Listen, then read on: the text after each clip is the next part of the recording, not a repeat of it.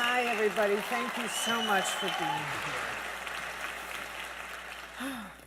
We're going to talk about prayer tonight. You know, I have to say that if anyone had ever told me that I was going to go and teach about prayer, Wait a minute. I would have said that that was never going to happen, but it's obvious that sometimes heaven has a mind of its own with you.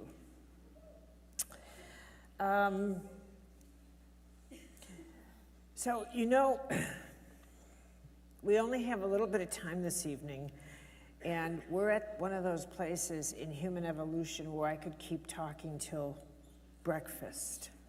But because there's so many extraordinary things that I would like to impart. And I've reached that stage in my life and that age where I no longer edit myself the way I used to. But, and you know what else?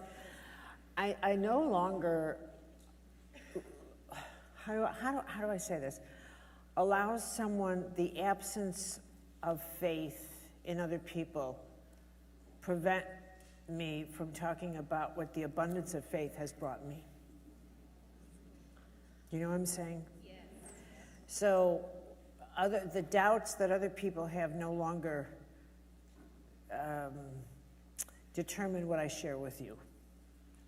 So that's kind of nice. So with that, we don't have much time, so I'm going to cut to important things that I want to impart with you.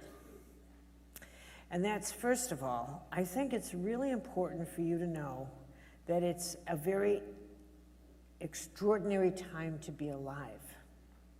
This is not an ordinary time in human history, by any means. There are times in history when I think certain forces come together that cause a kind of alchemy that shifts evolution. For example, when Buddha came, when Jesus came, evolution changed. When they discovered fire, when they discovered the wheel, these types of discoveries or these types of births of people moved the human condition. It put it on fast forward in a way that ordinary evolution, like discovering a fishing pole, wouldn't do. In that same way, entering the nuclear age has happened at the same time that I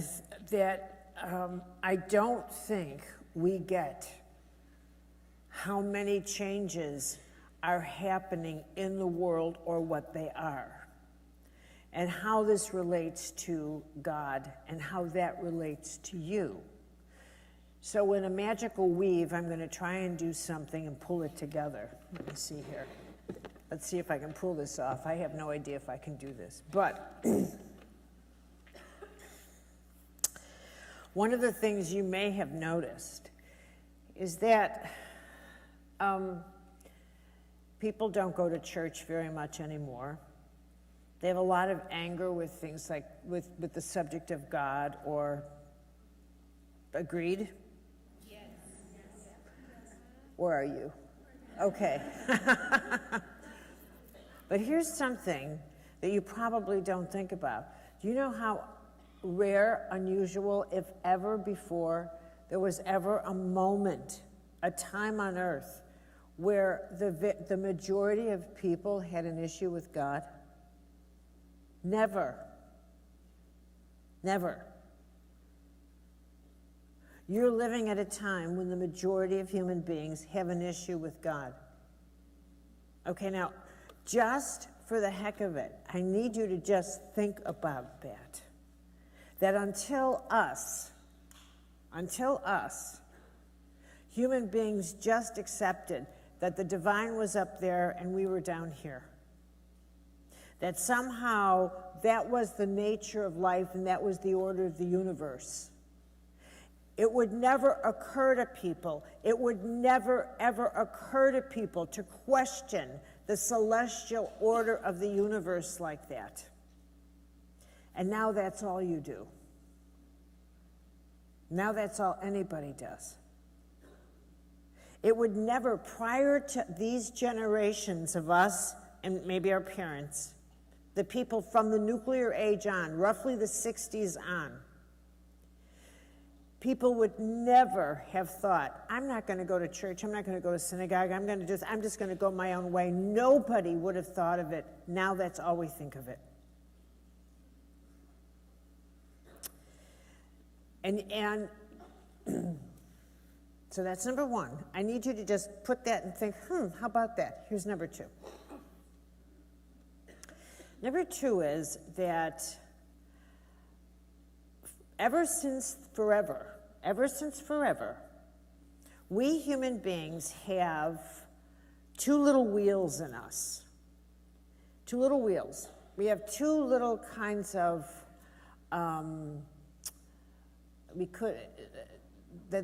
two little wheels that run our engine. And that's the need to survive and the need to create. So that no matter what kind of obstacle humanity has ever been in, at all, from the Great Flood to any kind of wars, to plagues, to you name it, the nature of the human being is that we have always, always, always been able to create something, boats, planes, something, penicillin, for vaccines. We've been able to do anything to find a way to survive whatever obstacles have come our way until we entered the nuclear age. Once we entered the nuclear age and created weapons of mass destruction, we outdid ourselves. And we discovered that there's nothing we can create at all that can outrun what we've created to destroy ourselves. Absolutely nothing. Nothing. We have finally outdone ourselves. And what that has done is it's morphed something in us. It's morphed. For the first time in the history of our own evolution, the first time ever, our only way that we will ever survive what we have created in our darkness is to advance our light, is to become human beings incapable of using the destructive force we've created. And that has called us into this path of evolution, spiritual evolution, that all of you are a part of. And as part of that spiritual evolution, that has brought to order a need for us to understand God very differently. The God of our elders is not the God that works for us. And it is not the God that is somehow or other going to work for us as we move ahead in the years to come in the 21st and 22nd centuries as we move forward. So what is happening to you is a very profound, profound evolution that is by design also a mystical revelation. One of the things that's very true about us is that we do not know ourselves very well at all. We don't know how we work. We don't know what makes us sick, and we don't understand how we heal. After all these centuries of studying ourselves, we still don't know those basics. We know that if we drink bad water, we're going to get sick, but essentially, understanding what the deeper part of ourselves is still a great mystery to us. I'm going to hold this. Is there any way to dim the lights in my eyes just a little bit? Is that possible? So I can see people a little better? Or is that not possible? Huh? Or can you turn up the house lights a little bit? Or is that at all possible? To balance the lights? May I ask that favor of you? Because I'm really going a little bit blind here with this light in my eye, and it's very unpleasant. So I'm just going to ask if you can do that. I wonder how entertainers do this. You know? I mean, it almost makes me want to break into a song, and you don't want that. You really don't want that. Okay. Can I move my chair? Forward? No, this thing is right there. Move it there in the corner? Okay, well, I'll just keep going. I'll hide back here. Okay. Now.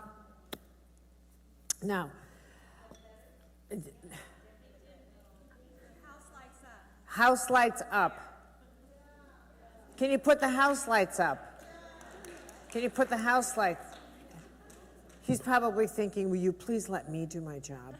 But the answer on that's no. We're your light committee. Okay, so let me get back to what's important with you. As you begin to appear in front of my eyes, I hope.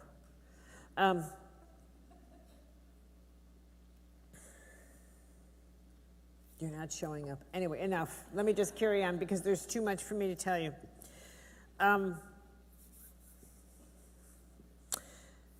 So,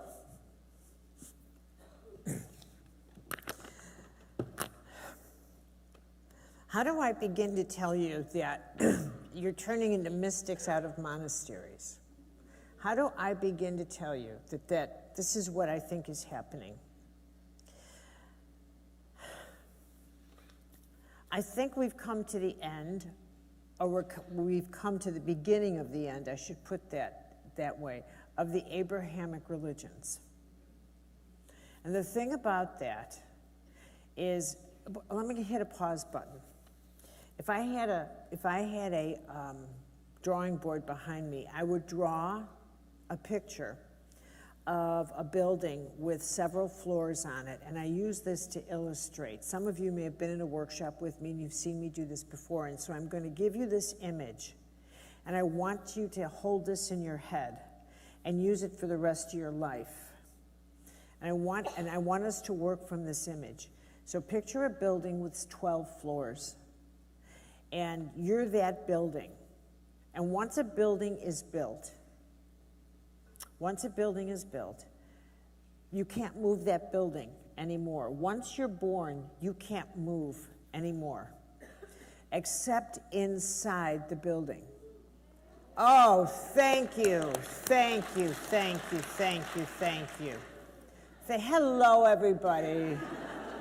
Oh, how nice is that? Okay, so once a building is built, you move inside the building. And that's really important, because once you can get this image in your head, once you get this visual in your head, you realize that, and this actually happened to me. I went to visit a friend of mine in New York, and it was a hot August day. And New York City on a hot August day is hot, and it's loud, and it's fragrant. And we were on the first, and I walked into the building on the first floor, and you could smell the city, and you could hear the city. And she lived on the top floor, and it was, I don't know, the 23rd or 24th, something like that. But when I got to her apartment, she had a tiny little balcony that was no bigger than this, but in New York City terms, this is big real estate. She had 2 little chairs and a table, and we sat out there at an iced tea.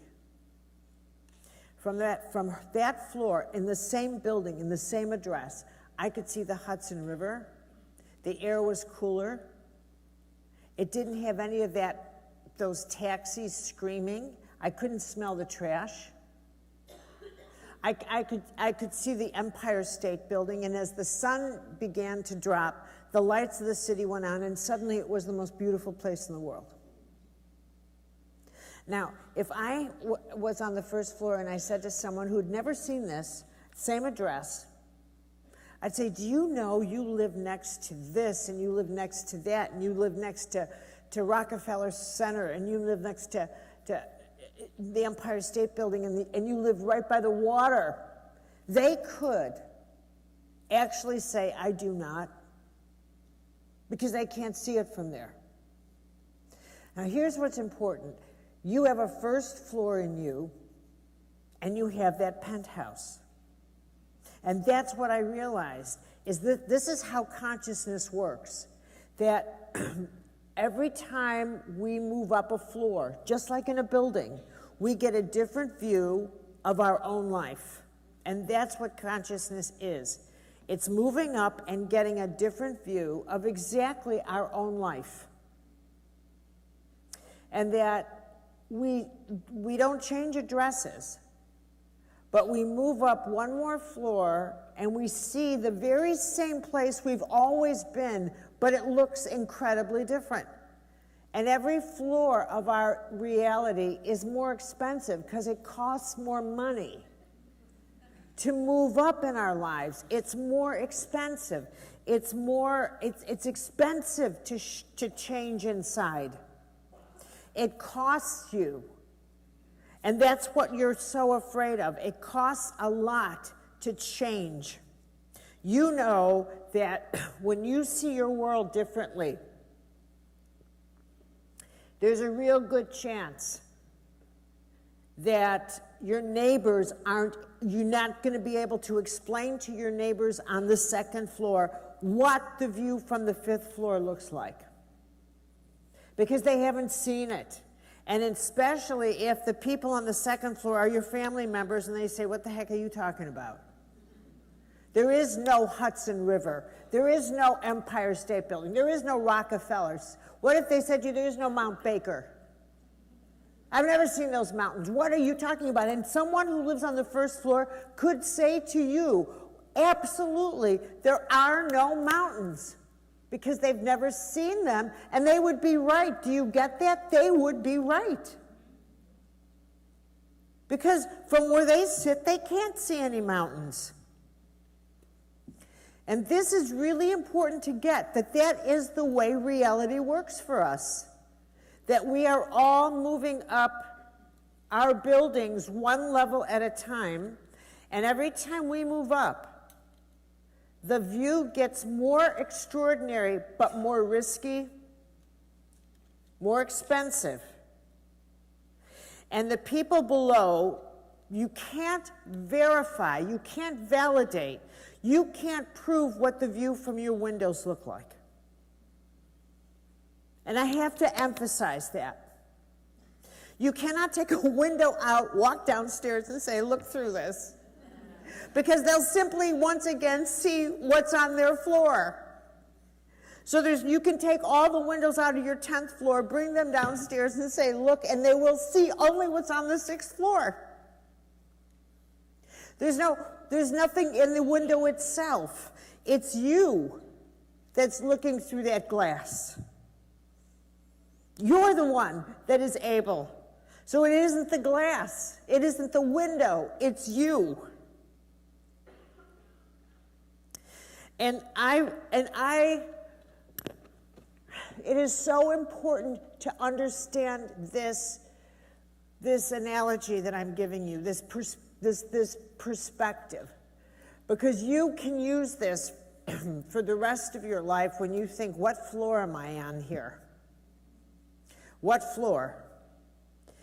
And I'm going to apply it to something here as I shift gears with the subject of prayer. And I shift gears with the subject of God. The most powerful floor in your building is your penthouse. And the reason it's so powerful is because in order for you to get to your penthouse, That journey requires that you strip yourself and that you get stripped of your own identity. That you can't get into your penthouse as who you are. You can only get into your penthouse as an impersonal soul. You can't be who you are. The journey to your penthouse is a journey into nothing. And I'm going to say this again.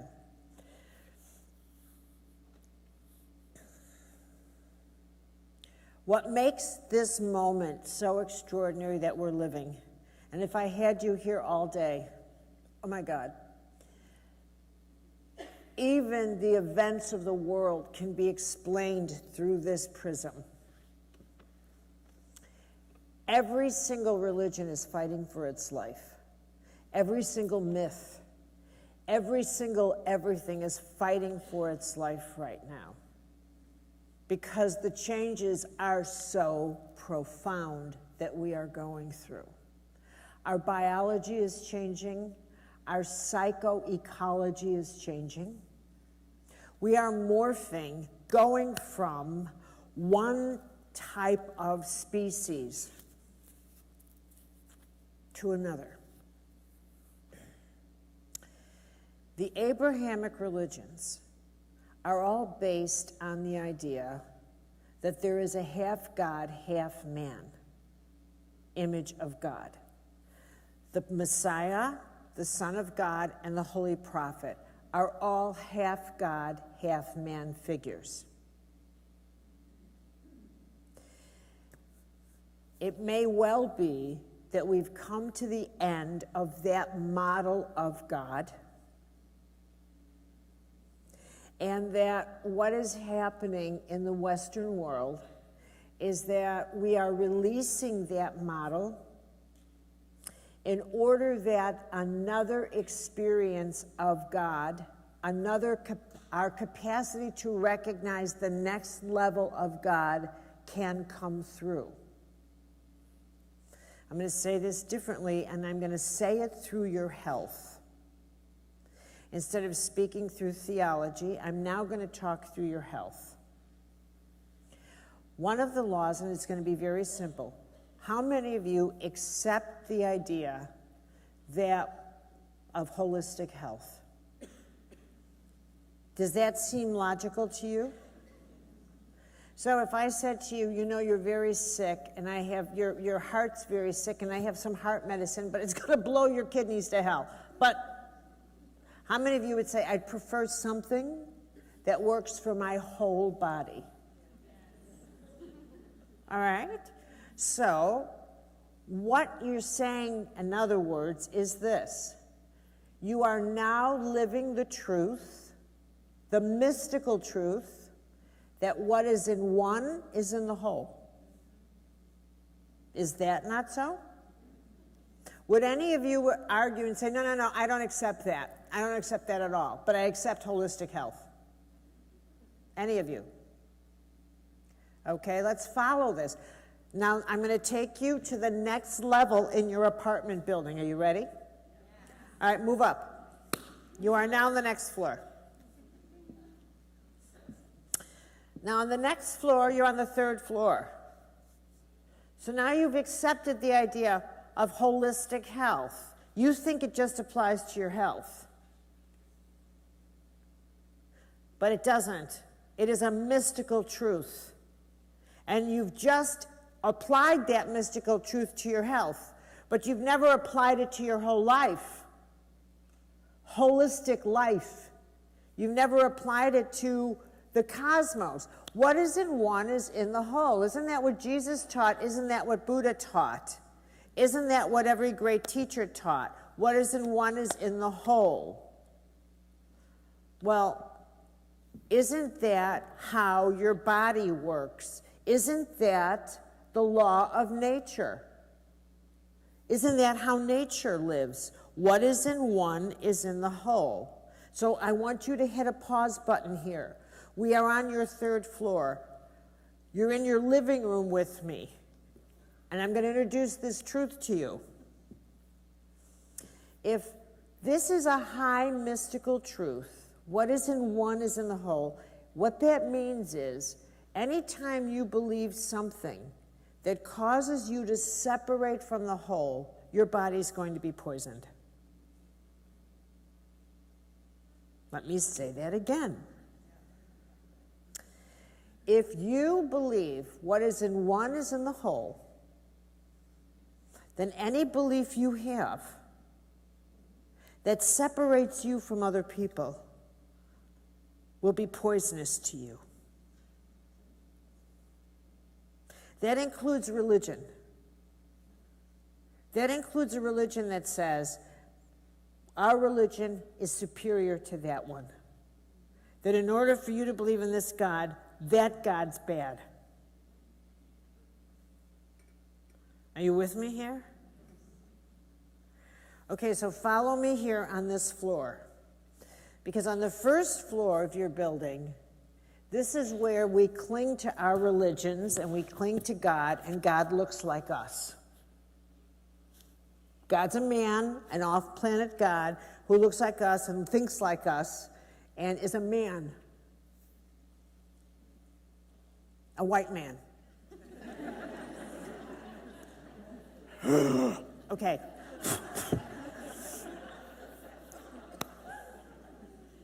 And I might add, and you have to remember, and this is what people they never really think about. They never really think about that for thousands of years, it's been the men who have, and by the way, this isn't like a sexist male thing. You need to hear it differently. But it has been the fact that it has been the men who have formed the way God thought and they told you. It has been men that have given the vocabulary to God. It has been men that have decided God has to be a logical, legalistic creature. Okay? It has been men who have formed the scriptures and wrote the scriptures and interpreted the scriptures and decided women were inadequate to do that.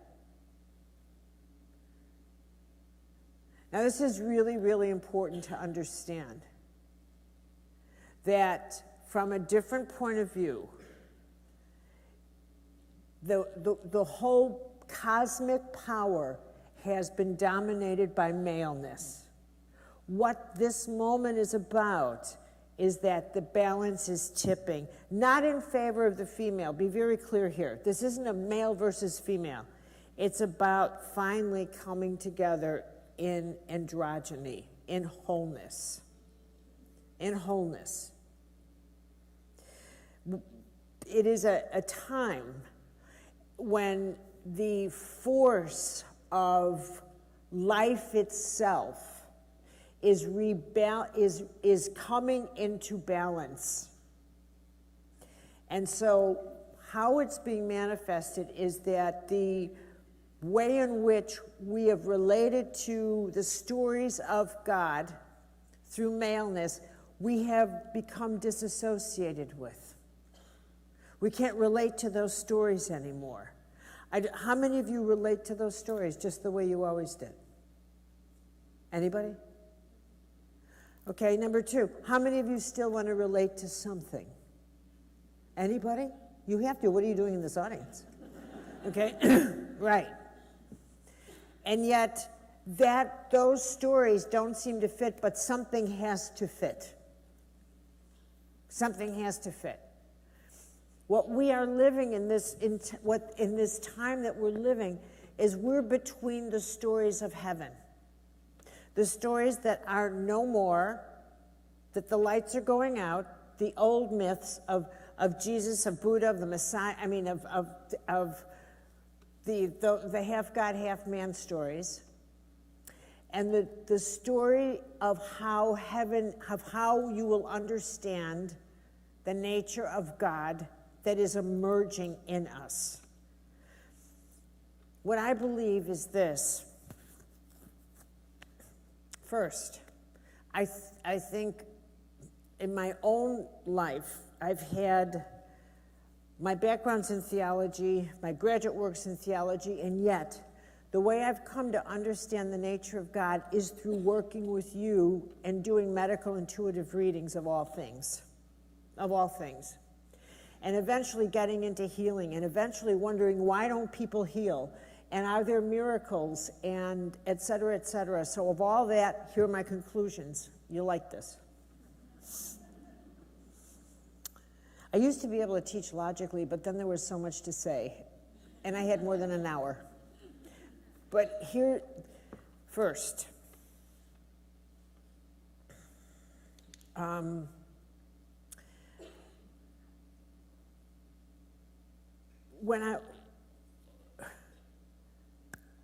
God is law.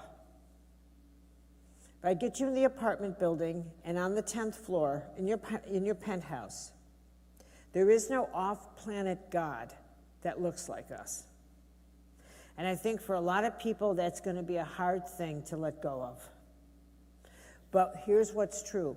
We are living in the beginning of us entering the galactic era, where we're going to be joining a galactic community of human beings, or a galactic community of living creatures. We are not the only planet with life. The idea of God's stories, where God is earth-centric and looks just like us, has to go. So one of the things that are happening in the unconscious of our soul is that these stories are getting demagnetized in the cosmos, and different stories are happening. One of the stages of evolution that's happening is that a thought form's been implanted in all of us, a holy thought form, a very mystical one. Every one of you has a thought form in you that your elders did not. And that thought form is that you somehow participate in the creation of your reality. Every one of you has that. You were not taught that by teachers. You were not taught that in any kind of official way at all. And yet, all of you have had that downloaded into you. And not just downloaded, but that one thought form is one of the core ingredients into who you are. That is a mystical truth. It's not an idea. It's not one of those things. It happens to be a high voltage core mystical truth. We do participate in the creation of our reality.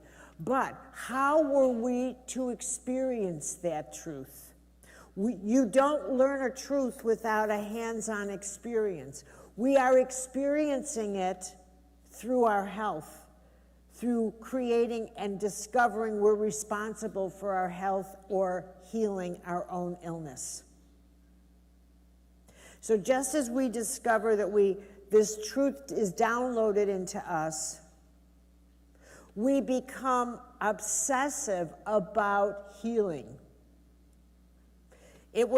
Our body is our working laboratory to take this truth and stretch it out and see how it works.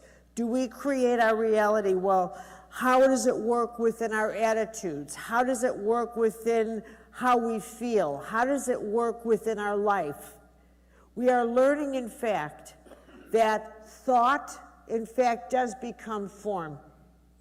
We are learning that, in fact, we have an influence over, but not that much influence, but not that much. We do not choose everything about our life, but we co-participate. So we're learning something this way. Here is what is truth. The nature of God is law, because the nature of your body is law. The nature of you, Look around. What is happening is the nature of God is revealing itself within you and what you are learning about you. One is that your body is totally impersonal, though you are very personal in a personal relationship with it. So let me say this again so that you get what I just told you. Your body is very impersonal. There's nothing personal about your body. Its chemistry was created long before you. You couldn't stop your body from going into puberty if you tried, or menopause. It's got a cycle of its own. Do you understand me? Your body decides to go gray when it goes gray. You can't stop it. It's impersonal. You are dwelling in a very impersonal machine that is subject to the laws of aging, not to you. It is not subject to you. It is not subject to your temperament, to your likes or dislikes. You can abuse this body. You can do whatever you want to it. But you be mindful that you are dwelling in a very impersonal machine that you've named. And if you understand that, you understand a little bit more about the nature of God. God is completely impersonal, but you have a personal relationship. Now, if you understand your body a little bit more, you get that your body's totally impersonal. It has nothing to do with whether or not your body likes you, but if you overeat, it will get sick. And it has nothing to do with whether or not your body likes you, does it? You've broken the law. Now, the same goes with how you understand the nature of God. What is the nature of God like? God operates. Now, I want you to get to the 5th level of your building. Most people will say when they're in a crisis, how could this happen? There must be a reason for this. How many of you have ever said that?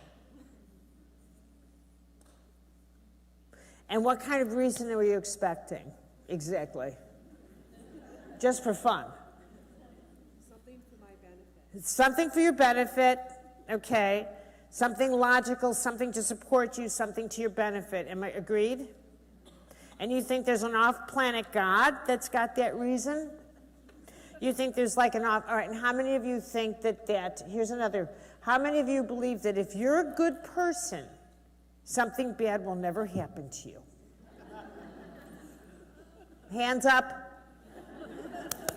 2 people? All right.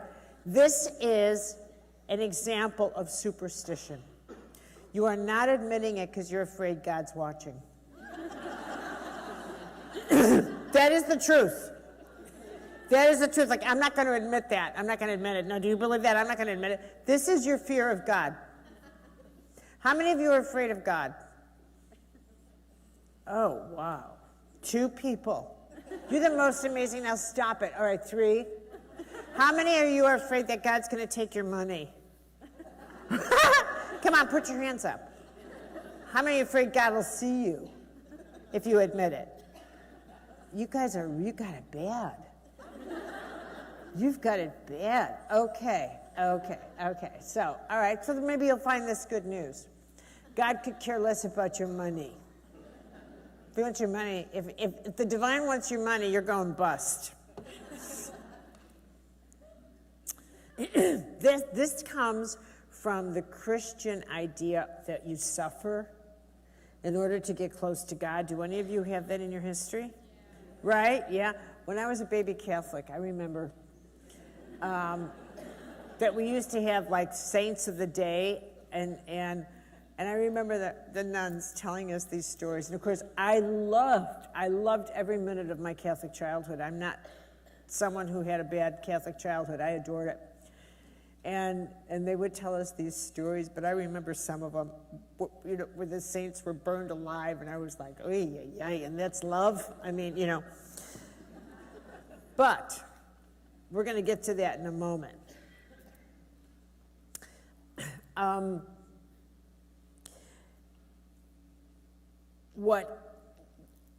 This idea that has developed in us is that God behaves like us, but times 100. So that if we are loving, God is all loving. If we're fair, God's all fair. And if we play by logical, legal, democratic rules, so does God. So if something happens to us and we think we didn't deserve it, well, poof. And then if we suffer, we're owed something. How many of you think that if you suffer, you're owed something? Come on, you can tell me. It's just the two of us. Hands up, right? Yeah, you think it. You really believe that. As if somehow or other, there's the comeuppance. I'm owed this, right? And that is all that Christian God's Judeo-Christian thread that says somehow God is, or I've had people say to me who've been saved, they've had car accidents, they've come out of this, God must have saved me for something special. It's not enough that you lived. You now need to get something special. Living wasn't good enough? What all right. No, people, no. Here's what this moment's about. We are learning that we create our own reality. That somehow or other, we are participants in what's happening within us and around us. At the same time, this idea that there's this off-planet God that behaves like a parent is kind of evaporating in the distance. But what's emerging is this picture of this idea that you are responsible, that I don't like that every choice you make has a powerful consequence. And that power is the nature of God in you. That is the divine. That somehow or other, and that sounds like it's not very holy or sacred, but this is what's true. God is very impersonal. God is law. The law of gravity, the law of sensation, the law of cause and effect, the law of magnetic attraction. God is law. There is nothing, absolutely nothing personal about the nature of God. One of the things that's changing are these religions that cause us to separate from each other are evaporating. None of us in this room will live to see the end of that, but we are living to see the beginning of the end. Eventually, I believe what is going to happen is a bio-spiritual theological ecology, where we get that we are micro-earths, and that our micro-earth is a duplicate of the macro. What is in one is in the whole. And what makes this world intimate with God is prayer. That somehow, in some way that I cannot explain, and it's not my role to explain, that every single thought you say, every prayer you say is immediately heard. That you matter more than you will ever know. You don't matter because you suffer and all this kind of nonsense and nothing's owed you.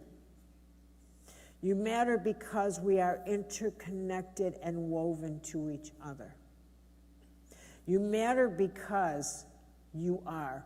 You know, I think I oftentimes hear people will say to me, well, you know, they think God is love. And I've never heard a more inadequate answer in my life. Because if God is, how many of you would say, yeah, that's something you believe? You believe God is love. How many of you? Well, you know, see, I'll tell you why I have a problem with that. And that's because the thing that most people go to therapy for is love. They haven't got a clue how to love. They haven't got a clue what love is. They're afraid to love. They're afraid of being hurt, and yet they think God is love. So how does that work how does that work? Not very well at all. Not well, it doesn't transfer well. It doesn't do well. Most people haven't had a very successful experience with love, so how can they then possibly think that God is love when they can't even relate to it at a human level? I don't even go there. I wouldn't even begin to say that. The way to understand the nature of God is to begin with faith and to do it this way. It's been my experience that most people can tell me with greater conviction what they do not have faith in than what they do have faith in. That they can tell me, I'll tell you what I don't believe, and they can go on and on about, I don't believe this, and I don't believe that, and that church, and this, and those priests, and blah, blah, blah, blah, blah, blah. And they can tell me what they do not believe in, but they cannot tell me what they have faith in. But they actually really do have faith in. And I'm going to jump here. And when you don't have, much less do people, and when you don't have faith in, and you could point to the church, but what I know they're really saying is the inability to have faith, period, transfers to, and I don't have faith in you, and I don't have faith in me. And I know when someone tells me that they don't know what they believe about God, they're also saying to me, and I don't have faith in myself. Because it inevitably follows that if you have not established a sense of having faith in something greater than yourself, I promise you, you don't have faith in yourself. You will break your word to yourself. Oh, yes, you will, and you will break your word to everybody else. It will be impossible for you to keep your word. Impossible. Because you don't have any faith in yourself. You'll say to yourself, well, I'll start my diet in the morning, but you won't. How can you possibly have faith in anything that you cannot see when you can't have faith in something you can see? It's not possible. It is not possible. I'm sorry, but it's not. It is not. You're imagining things. You're just totally imagining things. Faith is everything. Never mind love. Put that in the end of the tunnel. You have to start with faith. You have to. And you have to begin, never mind faith in God, you're just making it up. You have to start with faith in yourself. You want to find God? Start with faith in yourself. Start right there. And I am not kidding you. You start with having faith in yourself by saying, you know what, I'm going to keep my word to myself. Because with that, you will feel the beginning of grace come in. You'll feel it. If you make yourself a promise that says, I have to have faith in myself, that if someone says, will you keep your word? Can I borrow some space in your heart because I'm carrying something and it's so dense and so heavy that I need. May I confide this in your heart? You finally have enough faith in yourself where you say, I will keep my word. I will. And in order for you to keep your word, that you will not tell somebody. You won't use it as a piece of gossip for attention.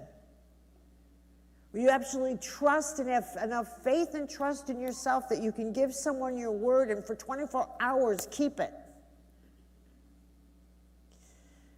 You say to God, all right, it's you and me. I have to do this. Give me some grace. And little by little, you start scaffolding faith in yourself by keeping your own word. And once you start scaffolding that grace in yourself, You start scaffolding your self-esteem. And then when you say, God help me, God help me. Then when you hear guidance, you have enough respect and faith and trust in yourself that you realize that I did get a message. I'm not imagining. I trust myself. You have to earn it. And that's how you find God. It's not given to you. It's not given to you. And it's certainly not given to you when, in fact, you spew it all over the place. You start with earning faith in yourself, and that's how you find God. That's where it begins. Never mind love, you'll get to love. That's nonsense.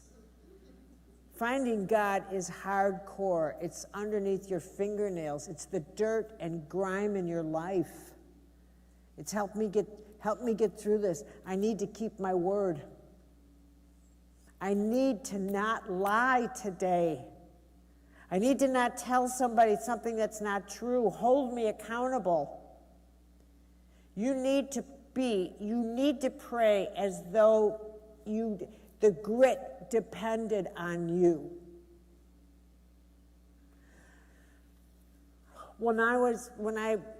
The first time a healing took place in one of my workshops, I'm talking the real thing. A woman with arthritis and her hands opened up and they'd been just awful, but they opened up. And I was so, it's a funny thing. When I was a youngster, I never not had a very close rapport with the non-physical world. Ever, always, I always did. And when I was older then and got into this field, and I would hear people say, and I heard this voice and I thought I was crazy. You know what? I thought you were crazy. I never thought I was crazy. I always knew I wasn't. I always knew I wasn't. And I always thought everybody else was. And if not crazy, I always thought everybody else, I would wonder, how in the world do they leave the house so frightened? How do they survive in their world? They're so scared. How could anybody survive so afraid, or still wondering if there's a God, or still wondering if they have purpose or meaning in life? What do they think? Do they think God's just ignoring them? What's the matter? Don't they understand how life is set up? What's the matter with those people? And I always kind of came from this like, how is it that you think life should be set up, that there shouldn't be pain? I grew up in a house where every one of my elders lost one of their children, including my mother. I didn't grow up in one of those households where everything was easy and fair or anything like that. It was the way it was. It was the way it was. I didn't grow up with a God where everything was easy. It was like, this is the way it is. Heaven has reasons and you don't ask. And you don't treat it like you should be an exception to anything. Nobody's an exception to anything. What a great lesson. Nobody's an exception to anything. So get it out of your head. Never tell yourself you're somebody special, because you're not. Get it out of your head.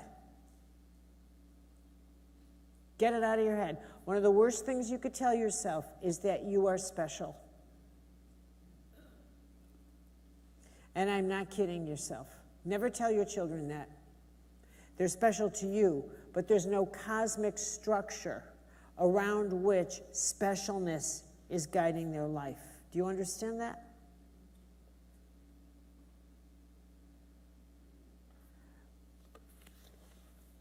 Someone would say, I don't get it. Trust me, they're going to be better off when you say, here's what's true. There's nothing special and every prayer is answered. That's what they need to know. how are prayers answered? They go like this. Every one of you has angels. Not these non-physical angels where these people can conjure them up on stage and do readings. Stop it. What garbage. Okay. Ugh.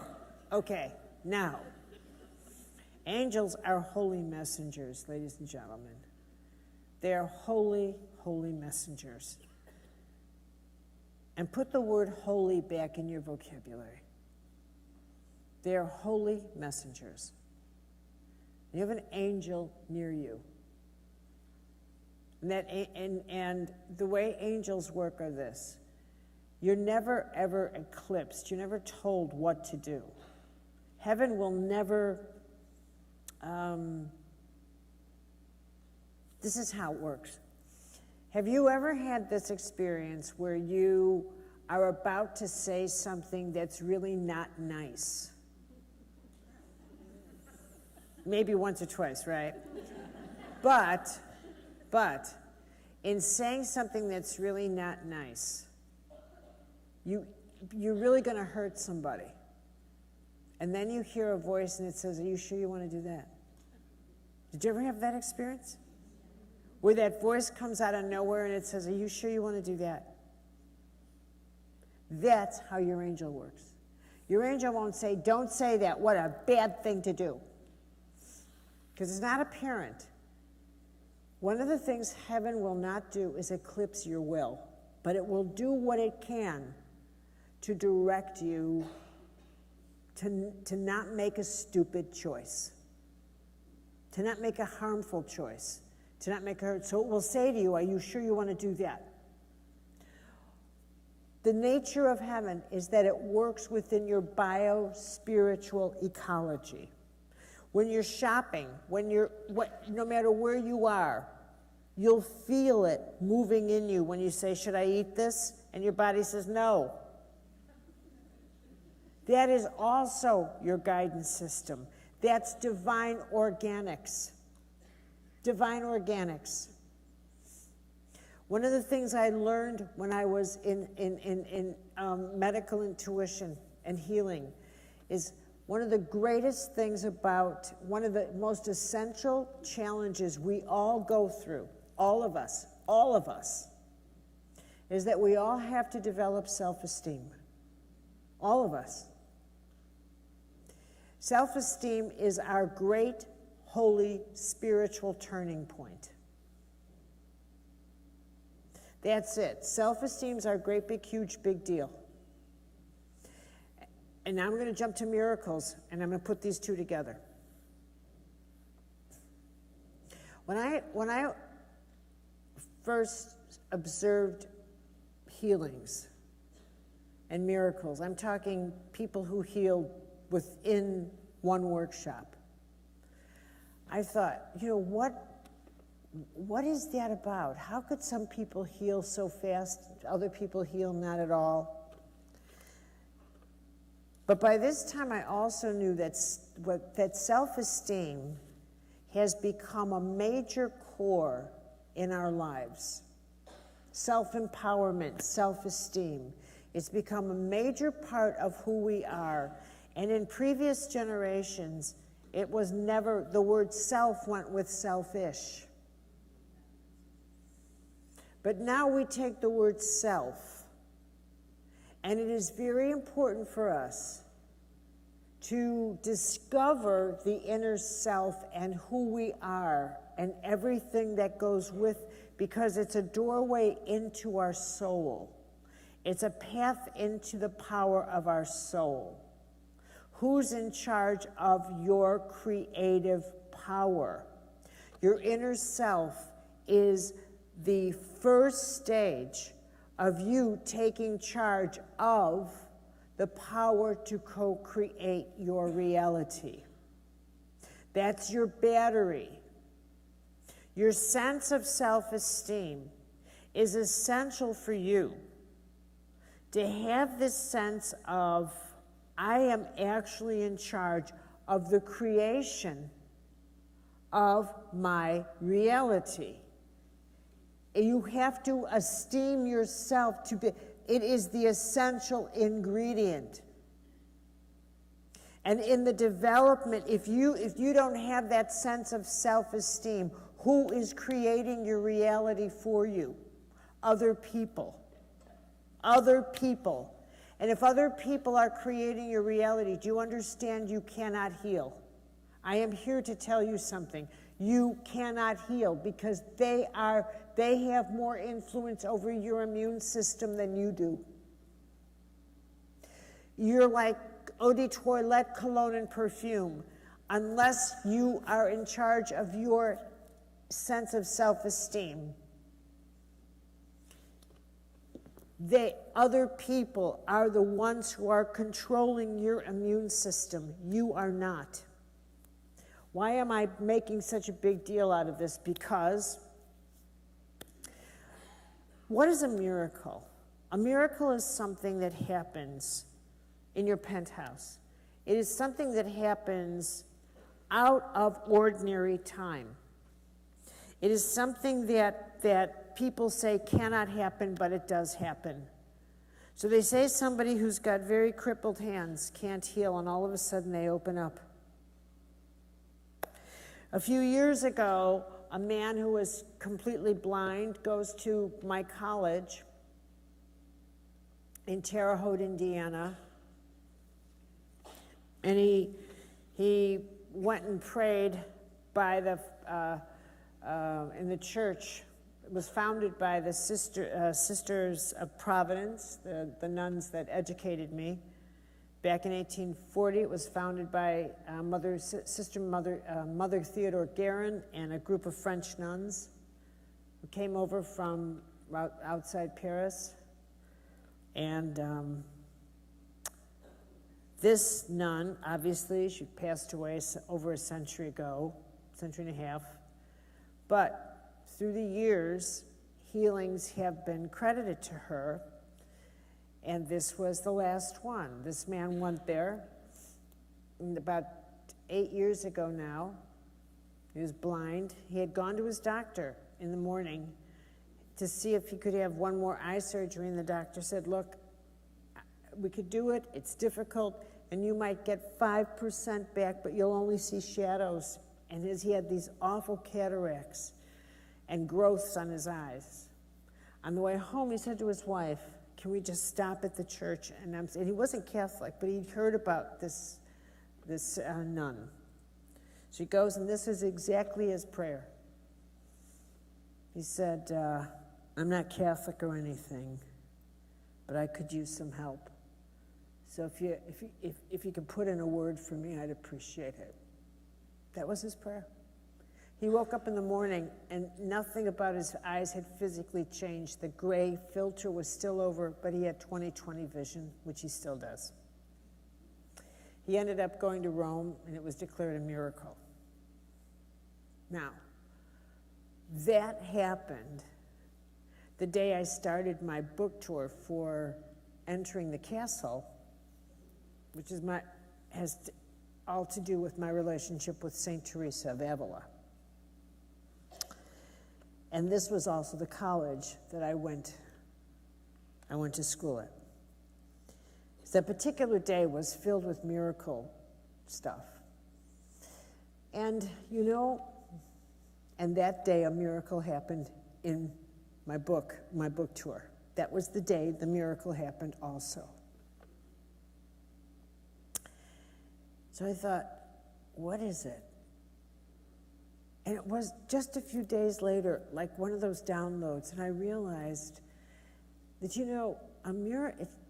that, miracles are not about how many candles you light or any of that nonsense, whether or not you're a Catholic or a Buddhist or a Martian, but it's about self-esteem. It's about whether or not you can endure, and I do mean endure, whether you can endure an experience that God gives you that isn't given to anybody else, that you can't explain. Whether you can endure the doubt of other people coming at you saying that it could never happen, but it did happen, and it happened to you. Whether you have the self-esteem and the power within you to maintain your center when you know that you've experienced something you cannot prove, that is more real in the world behind your eye than in front of it, when all the doubt of people coming at you with their windows saying, I can't see this, and it doesn't happen on my floor, but it did happen on your floor. And the truth is, most people can't do it. Most people, and this is where self-esteem comes in, and this is where it just duplicates with healing. Most people need to live their lives at the pace of their watch. Most people cannot bear to have God come in their lives and move their life at light speed instantly. They can't bear it. It's too fast. It's too fast. How many of you have deliberately slowed down an intuitive hit? You got a hit, you got it. You think, you walk in and you say, I wonder what's going on here. And instantly you know, that person doesn't feel well, or this is going on, or that's going on. But you don't want that information. You don't like what your intuition said, or you think, what's wrong here? And you instantly know, this is over, I've got to go. I don't like it here, or I'm unhappy. And you know it's instant, but you don't want that information. Your angel said, what do you want me to tell you? And your angel just tells you the truth, but you don't want that. So you actually don't want it at light speed. So you have to start putting some narrative in it that's not true. You have to start telling yourself something else. You have to say, no, that's really not, no, it's not, I'm okay. You have to start mixing deception, denial. And you have to work that in, and you think you have to get 2 or 3 years worth of denial in and slow down, right? And then what happens is inevitably, that moment will come when, in fact, you leave or something breaks up or the marriage ends or whatever, and then you will say, I knew it all the time. How many of you have been through just exactly what I'm talking to? All of you. But you didn't want it at the speed of light. When you ask how God works, that's how God works. At the speed of light. What God does not do is compensate for stupid. Heaven does not compensate for stupid. So you don't pray like it. Don't pray like, like this. This person said, human beings make me laugh, I tell you what. This person said, do you have any prayers that work?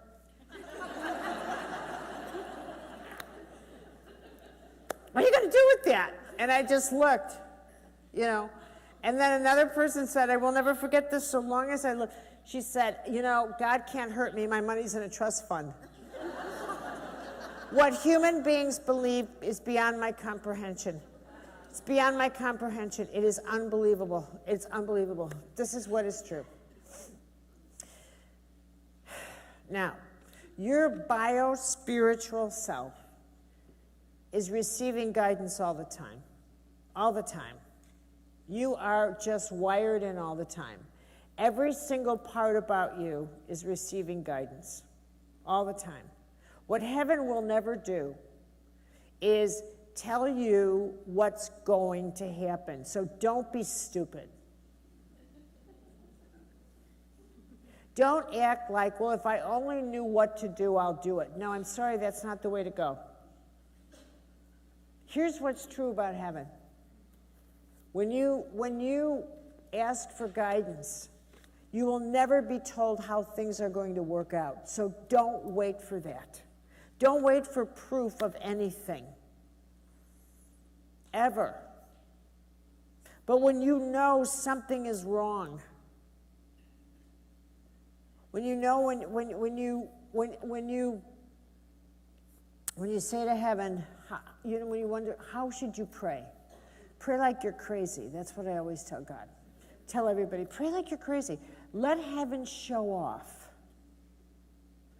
Let heaven show off. Just say, you know what? I've just take over, and I'm going to sleep.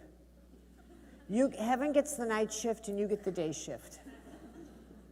And that's how you have to think. But don't be filled with doubt. Don't be filled with doubt. Don't think that heaven works like you do. Think of all the wonderful things in your life that have happened, and if you'll look at it, how much of those wonderful things did you actually have anything to do with, and you'll discover very little. Whereas all your problems have your handiwork on, you know.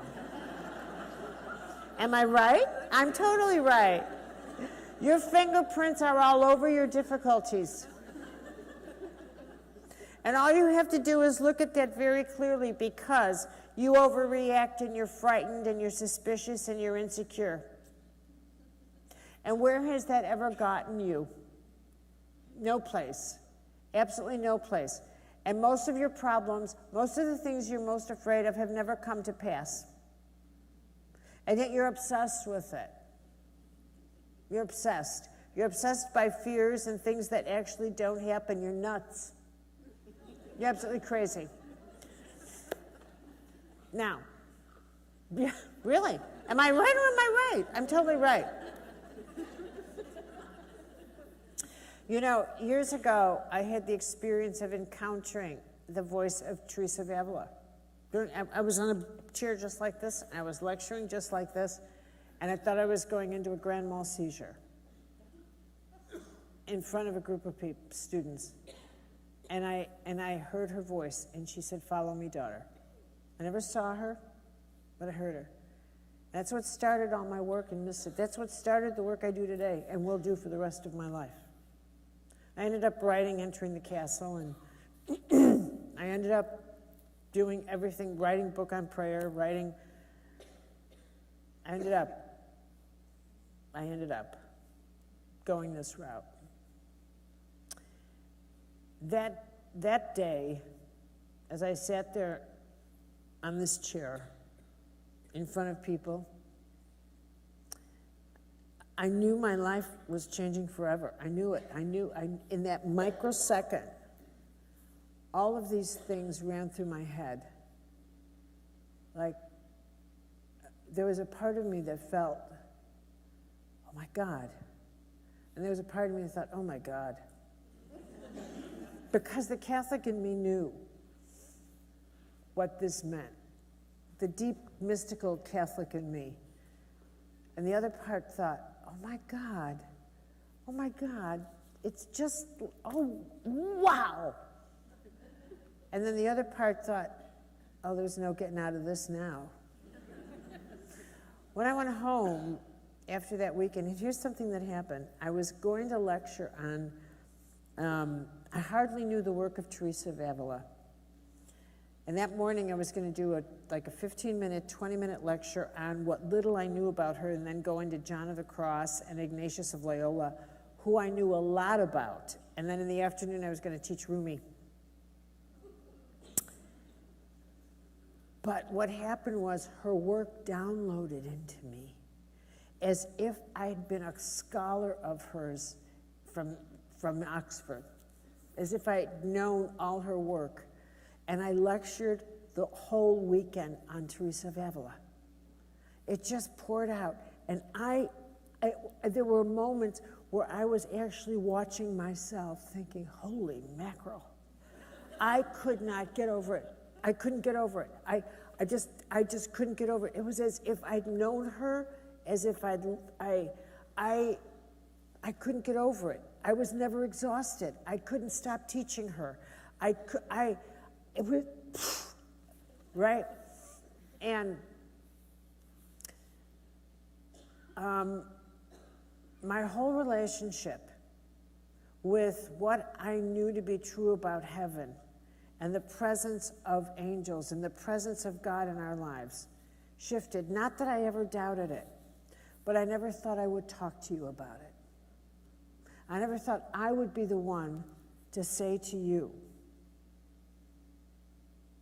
prayer matters. Don't ever doubt it. Prayer is power.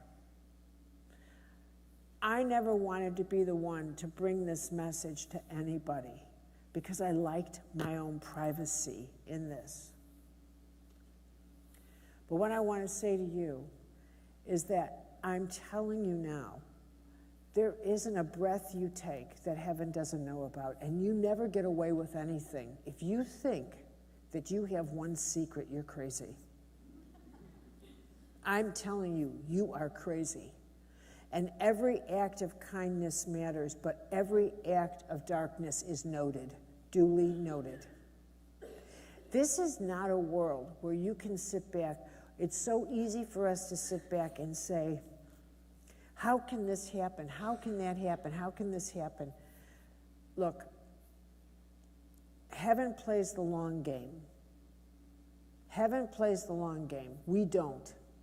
We think every life we have is so important and every day we have is such a big deal. It's not. It's not. You have to get over thinking you're so important. We're not. We're not. This is divine paradox. We're very important and we're not important, and both are true simultaneously. Both are true. There's always another human being that's coming down the pike to replace us. We are easily replaced and yet totally remembered. Both are true. The greatest gifts you can give yourself is do not hang on to your past. There's nothing back there. If you think that you are serving yourself by thinking, if I only can reconcile this, if I only knew why things happened as they did, you are mistaken. Imagine that some angel said to you, okay, this is why it happened, because it did. Now what do you want to know? Now what do you want to know? What will be accomplished by you knowing any of that?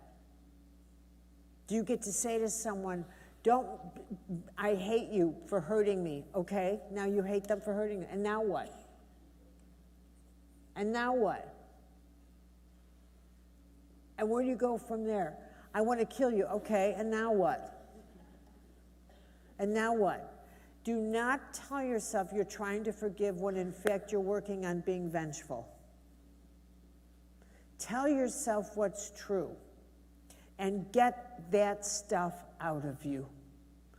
Don't waste your life being hateful. Do not wake up angry. Do not wake up angry. Don't base your life on what other people are doing. This world is filled with so much darkness now because we are at this vulnerable stage. We are between myths of God, and we've never been more vulnerable,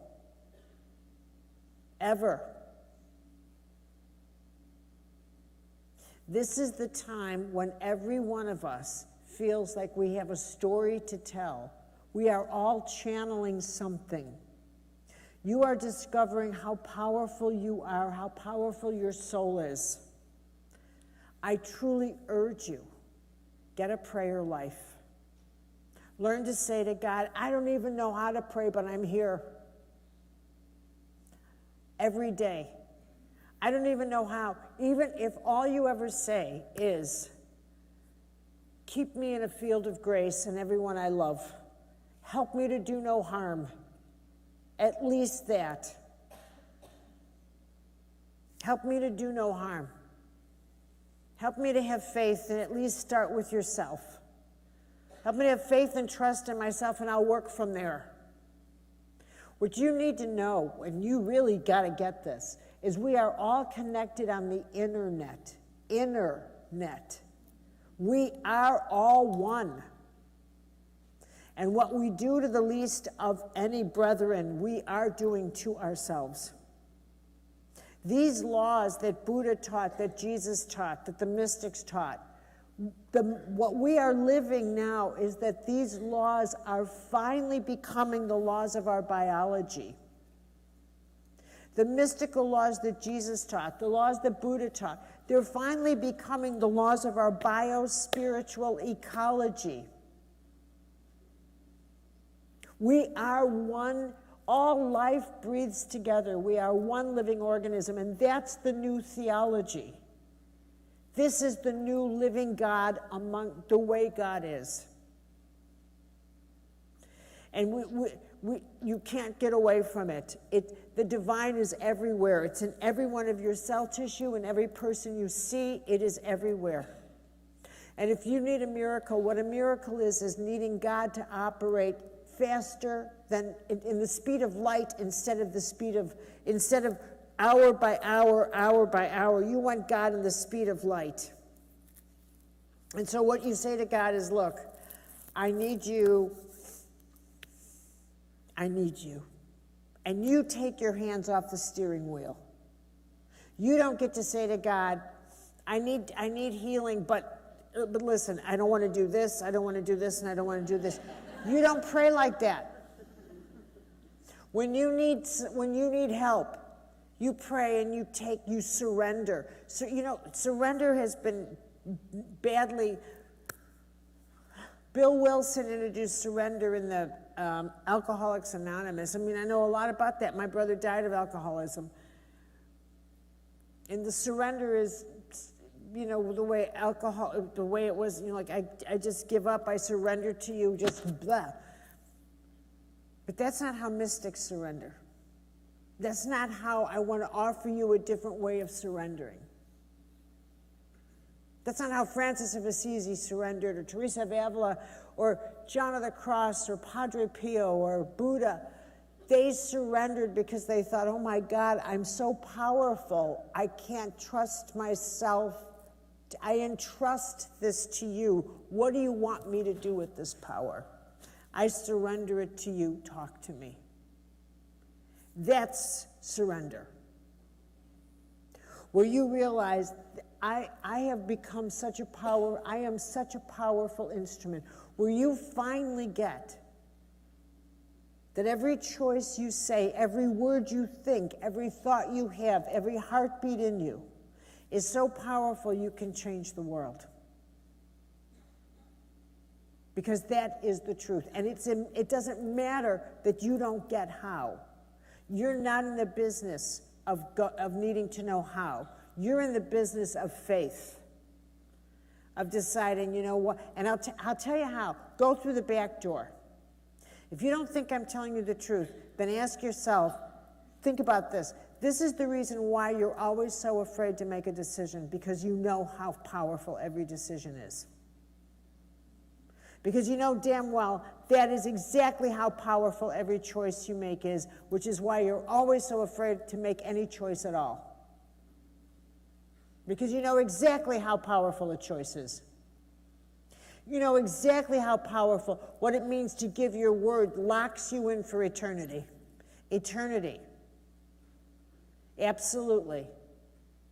So when you get up in the morning and you say to God, okay, good morning. What do you want me to do today? Figure it out. I'm going to take a shower.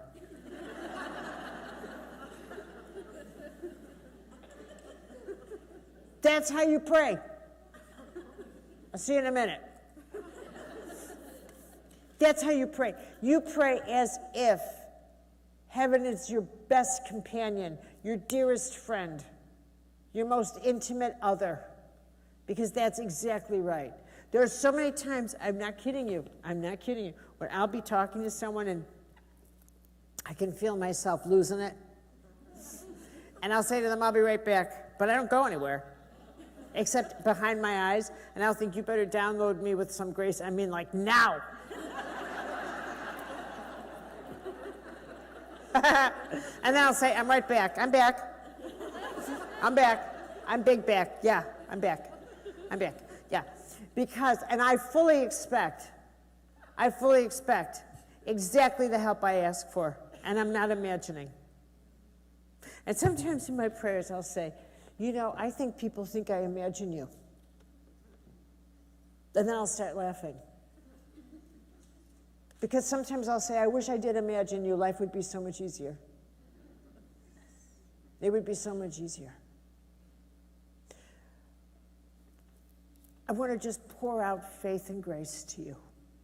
I'm going to tell you that there isn't anything that cannot change in the blink of an eye the power of God. You have no idea. Just don't take your hands off. Never tell yourself, I just don't see how this could be. It's not your business to see anything. Remember how inadequate you are. Just remember that. Remind yourself you're inadequate or you wouldn't be in the problem you are. Am I right? If you weren't so inadequate and inept, you wouldn't have those problems. And that's why heaven comes in. And that's where you just say, look, I have to go to bed. Figure it out. I'm going to bed. And fully expect by morning something will have been resolved. I have never been disappointed. Never. And remember something, truly, I have to say, heaven's not in the business of happiness. Heaven's in the business of truth.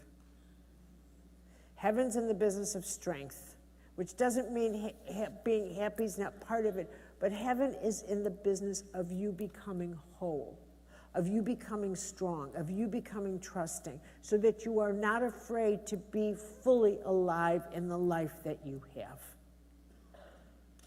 Can you possibly want more than that? And when you close your eyes and say, God, grant me the grace, grant me counsel here, I need to hear, what do you want me to do? Grant me counsel, and download it. And when you get that feeling, and you trust and have faith enough in yourself to act on it, this is the nature of God. This is the nature of God with you every second of your life. That's exactly what it is. Now, I have this book coming out next year. It's called The Power of Holy Language. Prayer, Grace, and Guidance.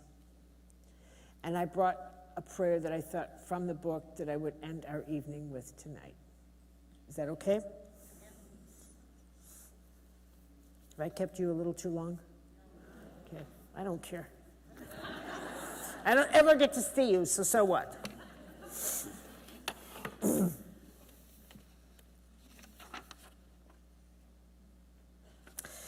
Okay, I shared prayers with, my book has 100 prayers that I wrote, and I shared prayers, and this woman came up to me and she said, I don't know why you said the word Lord. And I said, well, look at this face. I'm an old Catholic. And I said, put in anything you want. And that's about as sweet as I got with her. Shut up. I could have said that, which occurred to me, but I didn't. So, Lord, today my prayer is I breathe with all living creatures. I'll dwell in the mystical truth that I share the breath of creation with all sentient beings. I'm beginning to comprehend the rules of co-creation. Little by little, I observe that each choice I make sets divine light into motion or into darkness. I'm not alone in this universe, even though sometimes I feel that I am. My thoughts and emotions belong to everyone, and somehow, in some way, the energy of all beings pass through me like wind through a cheesecloth. I realize we all share this earth and participate in the creation of every event, and nothing could be more preposterous than to believe that any of us is separate or safe or immune from acts of creation or destruction. What is in one is in the whole. And I wonder, Lord, why we are often so repelled by that sacred truth. Why do we not want to be one with all beings? If I could see clearly, Lord, I would see that my energy is everywhere. I've left millions of tiny particles of my energy like cosmic crumbs in every country, city, town, and home I visited, not to mention every street I've ever walked down. The same is true for everyone else. We are always blending together a great cosmic weave of living power. No wonder the great mystics finally surrendered to you. They wanted you to take charge of this immense power of creation that is set into motion with every breath we take. Today, Lord, I breathe with all creation, and I dwell in the truth that I am one with all life, and all life is one with me. And for that, I am so grateful. Amen.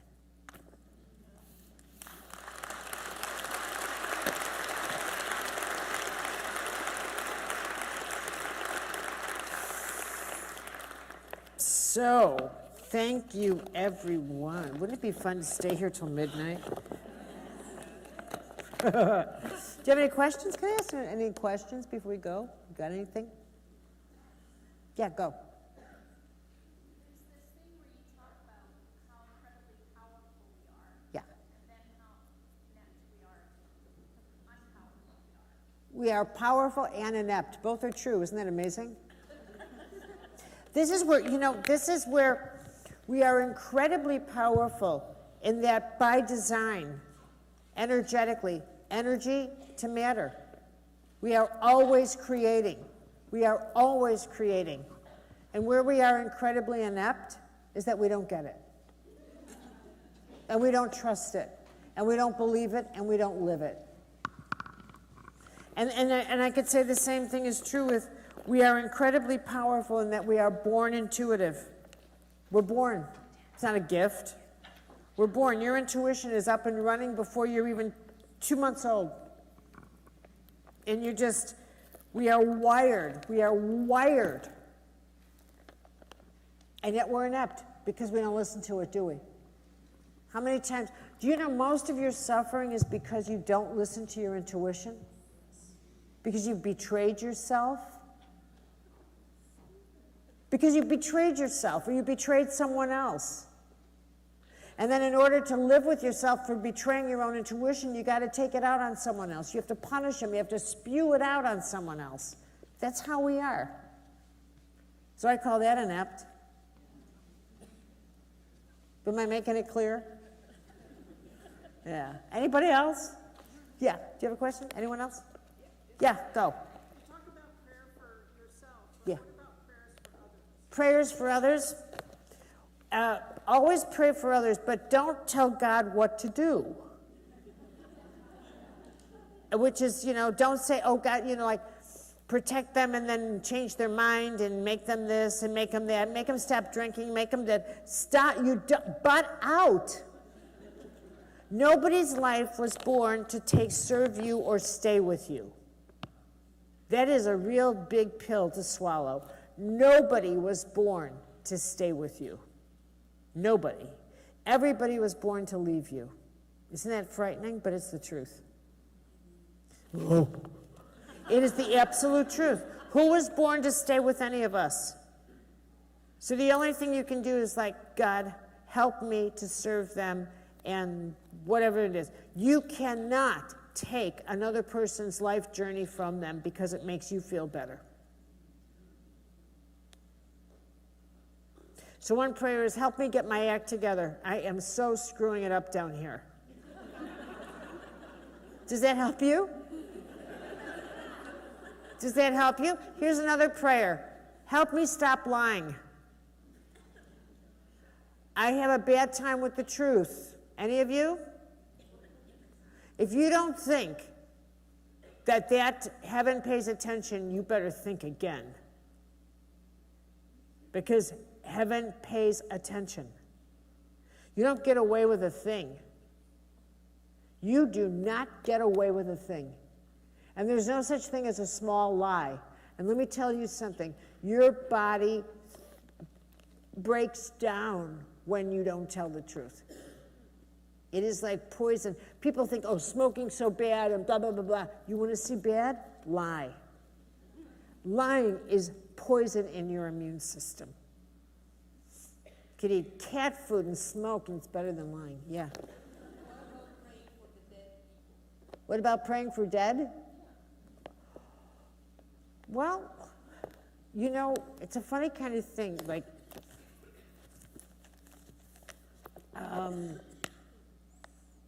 I think this opens such a crazy conversation. Well, this is a big conversation, not a little one. This is, you know, every tradition worth its salt has a ritual, a sacrament. I prefer the word sacrament, for helping someone to pass over, to make the journey home.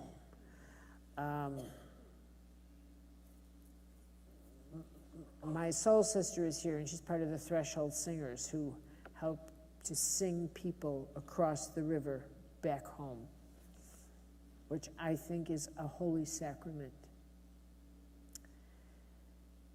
And in all cases, it is extremely important for everyone, every soul. The essence of extremunction, the last rites, is to finish your unfinished business before you go. That you collect all the parts of your soul to take with you, so you leave nothing behind. You leave nothing behind. This brings up, what is the crime of murder? What makes murder a crime? What makes suicide a crime? What makes these crimes? Because the soul was prematurely, the journey of the soul was prematurely aborted. And the soul often leaves and doesn't exactly know what happened to me. What happened? There's a reason why in the sacrament of preparing for you to go over is so important. Is there something like a purgatory? Yeah. Is hell eternal? No. Do prayers? Yes. And what happens is that, what is a prayer? A prayer is a unit of light, of holy light. And think about that prayer of holy light going into your energy field. And what it is like it makes your energy field just a little bit lighter, a little bit lighter, a little bit lighter, a little bit lighter. And if you die in a state of sorrow, if you die in a state of darkness, then imagine that you die and you are greeted. Still, you have a life review. And in a life review, you're shown everything that could have been had you been more loving. You're shown everything that you could have chosen, that you knew at the time. You knew this, but you chose this. What is a sin, for example? What is a sin? In my book, The Power of Holy Language, one of the things I talk about is I reintroduce I talk about the problems that we are suffering from in ourselves because we've removed language we need. We don't use the word sin anymore. We don't use the word blasphemy. We don't use the word sacrilege. We don't use the word sin. You know what a sin is? A sin is when someone knowingly knows this is going to hurt you. If I do this, it will hurt you. And I know it will hurt you.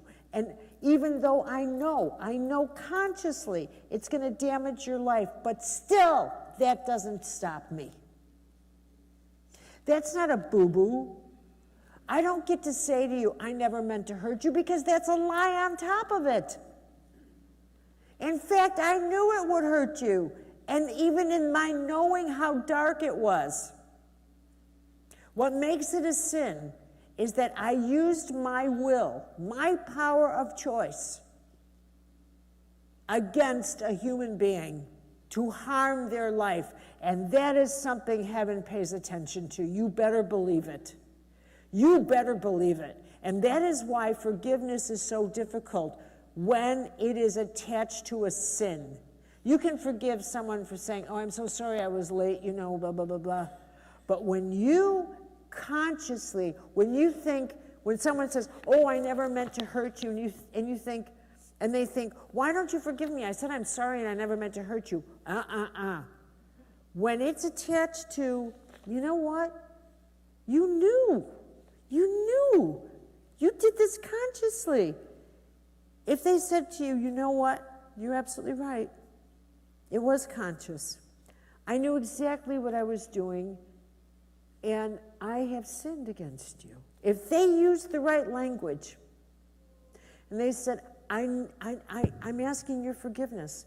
I have sinned. My soul has wounded your soul, and I am so sorry. Now we're talking. But because we don't use this anymore and we don't acknowledge sin, we're in therapy for 25 years. Because you know when someone says, I'm sorry, and I don't know, what's the matter with you? Why aren't you forgetting? Why aren't you letting it go? You can't let go when you're not at the level of the soul. Because it's not about just let it go because no. So why do we have prayers like this? Because when you die, I think, and you have a lot of that kind of stuff in you.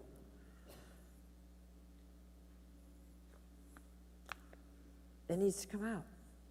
And that last rites, when someone says, do you have a confession? You need to say, I have sinned against people. I have. And I want this out before I journey home.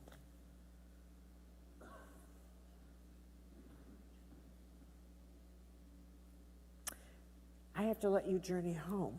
I'm kidding. I'm sorry. I wish I could stay longer, but I'm getting the evil eye.